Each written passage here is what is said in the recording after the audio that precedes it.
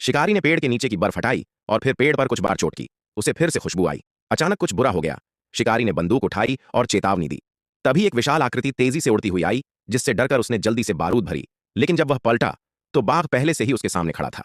एक वयस्क बाघ के सामने शिकारी केवल शांत होने का नाटक कर सकता था, क्योंकि उसके पास गोली चलाने का सिर्फ एक ही मौका था। अगर वह चूक गया तो बाघ उसे टुकड़े टुकड़े कर देता। लेकिन बाघ को इन सब से कोई फर्क नहीं पड़ा। उसने उसकी ओर झुकाव किया। शिकारी ने ट्रिगर दबाया। बाघ तुरंत जमीन पर गिर गया। लेकिन शिकारी ने जल्दी से उसे मारने की बजाय उसे सांस लेने दिया, क्योंकि शिकारी जानता था कि अगर छोटे बाघ ने अपनी मां खो दी तो वह इस सर्दी में जीवित नहीं रह पाएगा। मां बाघ धीरे धीरे खड़ी हुई ताकि बच्चे की रक्षा कर सके, लेकिन उसे नहीं पता था कि शिकारी उसे छोड़ने वाला है। तभी जंगल में एक और गोली चली। मां बाघ के सिर में गोली लगी और वह तुरंत मर गई। छोटा बाघ अपनी मां के पास आया और शिकारी पर दहाड़ा। तभी वह शिकारी भी सामने आया जिसने गोली चलाई थी। वह कुछ नहीं बोला, बल्कि फिर से बाघ को मारने का सोचा। लेकिन अंकल दे ने उसे रोका, क्योंकि जल्दबाजी में मारने की जरूरत नहीं थी।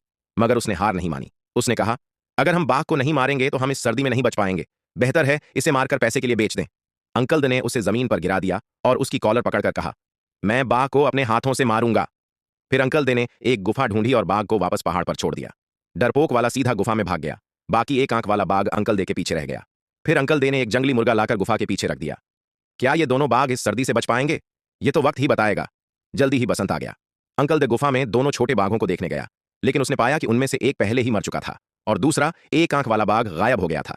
2.5 साल बाद गांव की शिकार टोली पर अचानक एक बाघ ने हमला कर दिया।